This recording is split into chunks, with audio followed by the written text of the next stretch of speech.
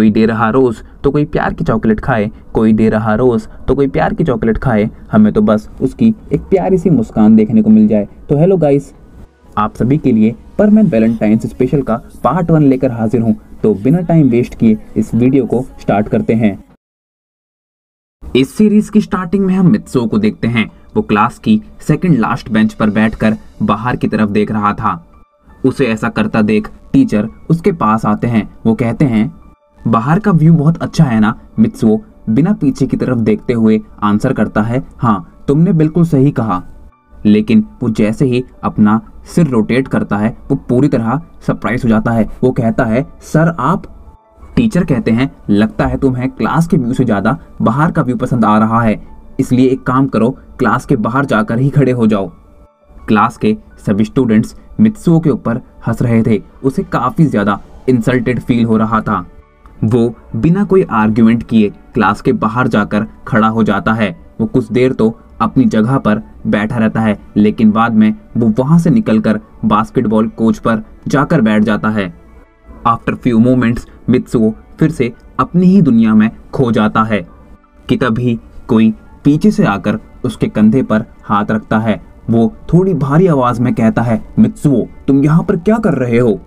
ये आवाज सुनकर मित्सुओ घबरा जाता है। उसे लगता है टीचर उसे ढूंढते हुए यहाँ पर आ गए हैं। वो घबराते हुए पीछे मुड़ता है, लेकिन वो देखता है वहां पर सर नहीं, उसकी खास दोस्त यूकी खड़ी है। वो बोलता है, तुम?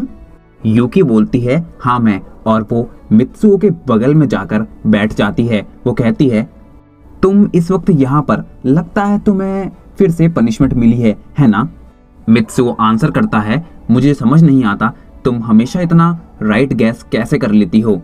यूकी बोलती है, अच्छा ठीक है, ये बताओ आज किस वजह से यहाँ पर बैठे हुए हो? और मित्सुओ पूरी बात यूकी को एक्सप्लेन कर देता है। वो कहती है, तुम भी ना मित्सुओ, ना जाने कब सुधरोगे। वो आंसर करता है, अच्छा ठीक है, अब यहाँ पर टीचर की तरह ज्ञान मत दो और तुम बताओ यहाँ पर क्या कर रही हो? दरअसल मैं लॉबी से गुजर रही थी, मैंने देखा तुम क्लास में नहीं हो तो समझ गई कि तुम इस वक्त यहीं मिलोगे, और देखो मेरा गैस फिर से सही निकला। वो दोनों इसी तरह आपस में कुछ देर बातें करते रहते हैं और फाइनली उस स्पेसिफिक लेक्चर का एंड हो जाता है। बेल बज जाती है। यूकी बोलती है, अब तुम क्लास में जा सकते हो। मित्सुओ बोलता है, तुमने आज फिर से मेरे लिए अपनी क्लास मिस कर दी, ऐसा मत किया करो यूकी। यूकी बोलती है, मैं तुम्हारे लिए कोई क्लास मिस नहीं करती हूँ, वो टीचर पढ़ाते ही इतना बोरिंग है कि मेरा वहां पर बैठने का मन ही नहीं करता। और ये बात सुनकर मित्सुओ मुस्कुराने लगता है, क्योंकि इस पूरे स्कूल में एक यूकी ही है जो मित्सुओ की सच में फिक्र करती है, उसे अपना सच्चा दोस्त मानती है। यूकी बोलती है, अच्छा ठीक है, अब मैं चलती हूँ, और वो वहां से चले जाती है। मित्सुओ भी अपनी क्लास के लिए निकल जाता है। मित्सुओ का आज का दिन काफी डिसेंट रहता है और फाइनली स्कूल की एंडिंग होती है। वो जैसे ही स्कूल के गेट से एग्जिट लेता है, वैसे ही उसे पीछे की तरफ से पकड़कर कोई खींच लेता है और काफी फोर्स के साथ धक्का देते हुए जमीन पर फेंक देता है और कहता है, तुम मेरे पैसे दोगे या फिर नहीं? मित्सुओ घबराते हुए बोलता है, उसमें मेरी कोई गलती नहीं है, मैं कोई पैसे नहीं देने वाला। इस बात से वो बुली और भी ज्यादा गुस्सा हो जाता है। वो कहता है, लगता है तुम इस तरह नहीं मानने वाले, और वो मित्सुओ को एक काफी जोर का पंच लगाते हुए फिर से एक बार जमीन पर फेंक देता है। वो मित्सुओ को और मारने के लिए आगे बढ़ ही रहा था कि तभी वहां पर यूकी आ जाती है। वो कहती है, रुक जाओ, तुम इसे क्यों मार रहे हो? मित्सुओ ये सब क्या हो रहा है? मित्सुओ बोलता है, यूकी तुम यहाँ से चली जाओ। वो बुली कहता है, ओ तो ये लड़की तुम्हें बचाने आई है। यूकी बोलती है, मुझे बताओ आखिर बात क्या है? और वो लड़का पूरा इंसिडेंट यूकी को बताता है कि मित्सुओ की वजह से उसका बेसबॉल बैट टूट गया है और अब वो उसके पैसे चाहता है। मित्सुओ कहता है, उसमें मेरी कोई गलती नहीं थी, तुम ही पहले उस बैट से मुझे हिट करने के लिए आगे बढ़े थे, इसलिए वो टूट गया था। वो बुली मित्सुओ की बात काफी ज्यादा गुस्सा हो जाता है और एक बार फिर उसे हिट करने के लिए आगे आ ही रहा था कि तभी यूकी उसे रोकते हुए कहती है, उसे मारने की कोई जरूरत नहीं है। बताओ तुम्हारा बेसबॉल बैट कितने का था? और वो बुली अपने बेसबॉल बैट का प्राइस यूकी को बताता है। वो कहती है अभी मेरे पास इतने पैसे नहीं हैं, लेकिन तुम ये रख सकते हो, बाकी का हम बाद में देख लेंगे। और वो यूकी की बात से एग्री करते हुए वहां से चले जाता है। यूकी भी मित्सुओ को हाथ देते हुए खड़ा होने में हेल्प करती है। वो कहती है तुम ठीक तो हो ना? मित्सुओ आंसर करता है हाँ मैं ठीक हूँ। यूकी बोलती है तुम इस तरह के लोगों से आखिर पंगे लेते ही क्यों हो? मित्सुओ बोलता है मेरी कोई गलती नहीं है, बस सभी की तरह बिना बात ये भी अपनी गलती का ब्लेम मुझ पर डाल रहा है। यूकी जानती थी कि मित्सुओ का मूड बिल्कुल भी ठीक नहीं है, इसलिए वो उसका ध्यान डाइवर्ट करने के लिए उसे कोई और बात बताने लगती है। वो कहती है क्या तुम जानते हो इस साल के लिए फिर से टोक्यो आर्ट स्कूल के एडमिशन स्टार्ट हो गए हैं। वहां पर लकी ड्रॉ के थ्रू स्टूडेंट्स का नाम निकाला जाता है। मैंने तो अपने नाम की चिट भर दी है, क्या तुम ट्राई करने वाले हो? मित्सुओ कहता है मुझे इसमें कोई इंटरेस्ट नहीं है। काश मैं इस स्कूल से बहुत दूर जा पाता, लेकिन मैं जानता हूँ मेरा लक वो मेरा साथ कभी नहीं देगा। और वो गुस्से के साथ ही अपने घर के लिए निकल जाता है। अब अगले कुछ दिन काफी नॉर्मल रहते हैं, लेकिन आफ्टर 10 डेज मित्सुओ अपनी क्लास में बैठा हुआ था कि तभी एक पर्सन क्लास में एंट्री लेकर मित्सुओ के टीचर से बात करने लगता है। और अपनी बातें कंप्लीट करने के बाद वो मित्सुओ की तरफ देखते हुए वहां से निकल जाता है। मित्सुओ के टीचर कहते हैं मित्सुओ सुआ अपनी सीट पर खड़े हो जाओ। मित्सुओ को लगता है कि कहीं उसने फिर से कोई गलती तो नहीं कर दी, इसलिए वो डायरेक्टली अपने टीचर से माफी मांगने लगता है। सर कहते हैं तुम माफी क्यों मांग रहे हो? तुमने कुछ भी नहीं किया। मैं तो तुम्हें ये बताना चाहता हूँ कि तुम्हारा selection the Tokyo art school में हो गया है। कॉन्ग्रेचुलेशंस। सभी बच्चे मित्सुओ के लिए तालियां बजाओ। पूरी क्लास मित्सुओ के लिए कॉन्ग्रेचुलेशंस के शोर में गूंज जाती है, लेकिन मित्सुओ पूरी तरह सरप्राइज था क्योंकि उसने तो अपने नाम का फॉर्म तक फिल नहीं किया था।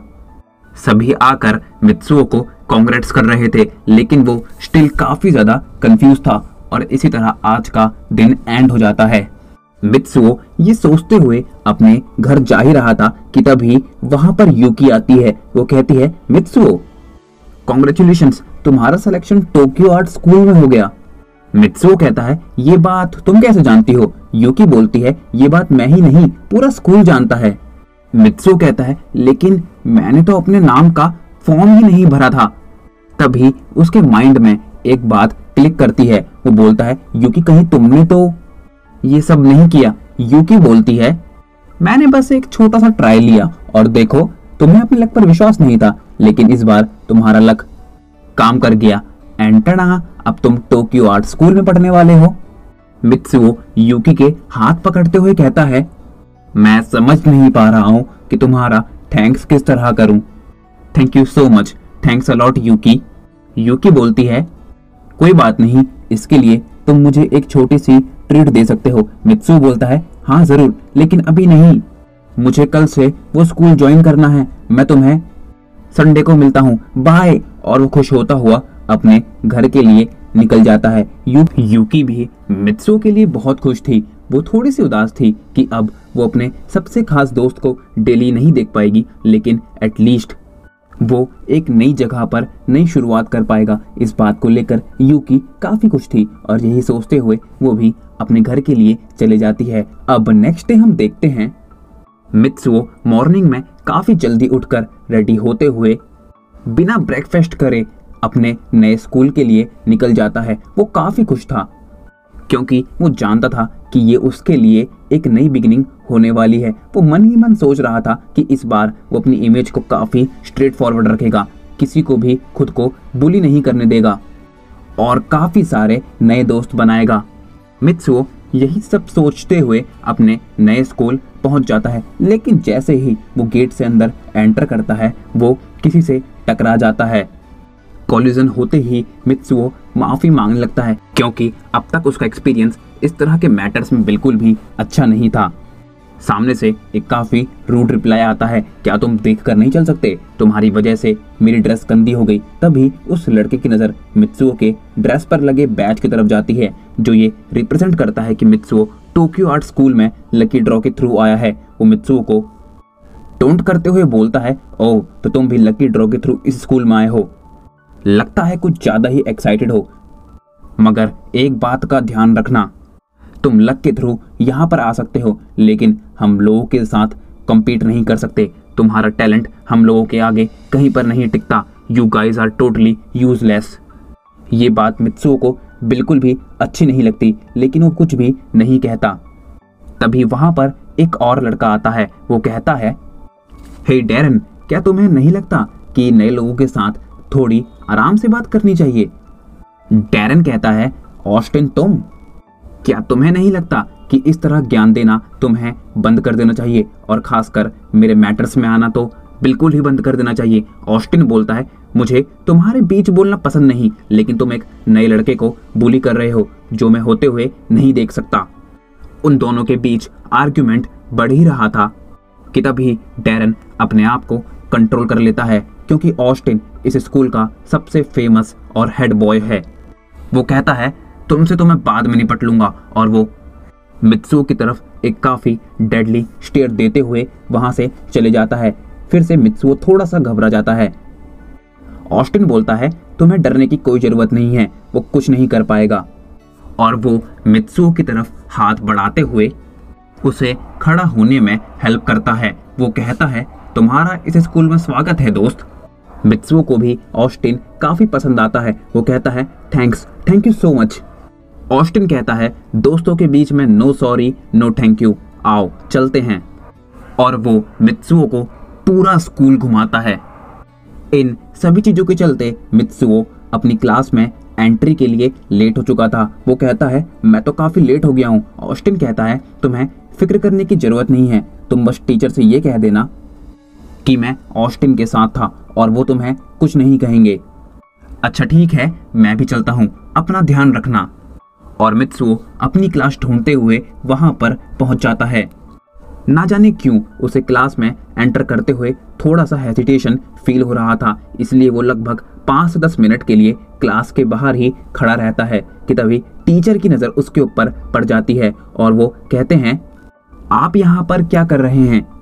क्या आप इसी क्लास के स्टूडेंट हैं? मित्सुओ आगे आते हुए कहता है, जी हाँ। और टीचर की नज़र भी मित्सुओ के बैच पर पड़ जाती है। वो कहते हैं, आइए अंदर आइए। और वो मित्सुओ को पूरी क्लास में इंट्रोड्यूस करवाते हैं। सभी बच्चे मित्सुओ का काफ़ी अच्छी तरह वेलकम करते हैं, लेकिन मित्सुओ सामने की तरफ सर उठाकर कुछ भी नहीं कहता। वो बस काफ़ी दबी आवाज़ में थैंक यू कहता है और टीचर की दिखाई हुई सीट पर जाकर शांति के साथ बैठ जाता है। बच्चों को मित्सुओ का ये नेचर काफ़ी बुरा लगता है। वो सभी आपस में बातें करने लगते हैं कि आखिर ये किस तरह का लड़का है, लगता है काफ़ी रूड है। और जैसा कि हम सभी जानते हैं, हमारा मित्सुओ रूड नहीं है, बस उसने कभी ऐसा माहौल फील नहीं किया है। अब फाइनली ये लेक्चर एंड होता है और अगले 2 लेक्चर्स भी कब बीत जाते हैं पता तक नहीं चलता। अब लंच का टाइम हो जाता है। मित्सुओ शांति से कैंटीन में एक जगह बैठकर अपना खाना खा रहा था कि तभी ऑस्टिन वहां पर किसी के साथ आता है। वो कहता है, ओह देखो हम फिर से मिल गए, कैसे हो दोस्त? मित्सुओ बोलता है, मैं ठीक हूँ। ऑस्टिन कहता है, इससे मिलो, ये मेरी दोस्त सुमिरे होशिनो है। लेकिन जैसे ही मित्सुओ ये नाम सुनता है वो पूरी तरह हैरान हो जाता है, क्योंकि सुमिरे कोई नाम नहीं, टोक्यो के अंदर अ काइंड ऑफ ब्रांड है। वो जैसे ही सुमिरे की तरफ देखता है वो बिल्कुल स्पीचलेस हो जाता है। वो कहता है, सुमिरे होशिनो? ऑस्टिन कहता है, इससे मिलो सुमिरे, ये मेरा नया दोस्त मित्सुओ है। सुमिरे कहती है, मैं इसे ऑलरेडी जानती हूँ, ये मेरी ही क्लास में है। ऑस्टिन कहता है, तो ये तुम्हें क्यों नहीं जानता? सुमिरे हंसते हुए कहती है, क्योंकि जब सब इसे विश कर रहे थे इसने अपना सर नीचे किया हुआ था। ऑस्टिन कहता है, कोई बात नहीं, ये नया है, थोड़ा घबरा गया होगा। सुमिरे, मैं उम्मीद करता हूँ अगर इसे किसी हेल्प की जरूरत होगी तो तुम जरूर करोगी। सुमिरे बोलती है, हाँ क्यों नहीं। ऑस्टिन कहता है गाइस मैं चलता हूँ, तुम दोनों चाहो तो बात कर सकते हो, मुझे कुछ काम है। और ऑस्टिन वहां से चले जाता है। सुमिरे मित्सुओ से कहती है हम तो एक ही क्लास में हैं, मिलते रहेंगे। अभी मुझे भी चलना होगा, अगर किसी हेल्प की जरूरत हो तो जरूर याद करना, बाय दोस्त। और इतना कहते हुए सुमिरे भी वहां से चले जाती है। लेकिन मित्सुओ लिटरली पूरी तरह शॉक था कि उसकी क्लास में सुमिरे होशिनो पढ़ रही है। वो इस बात को डाइजेस्ट नहीं कर पा रहा था। और इन्हीं सभी चीजों के बीच आज फाइनली उसका डे एंड होता है। वो जैसे ही स्कूल में अपना फर्स्ट डे कंप्लीट करके घर पहुंचता है, वो तुरंत यूकी को कॉल करता है और सारी बातें बताने लगता है। यूकी कहती है लगता है तुम्हें काफी मजा आया मित्सुओ। मित्सुओ बोलता है थैंक यू सो मच यूकी, सिर्फ तुम्हारी वजह से मैं आज ये सब कुछ एक्सपीरियंस कर पा रहा हूँ। यूकी भी दबी हुई आवाज में कहती है माय प्लेजर दोस्त।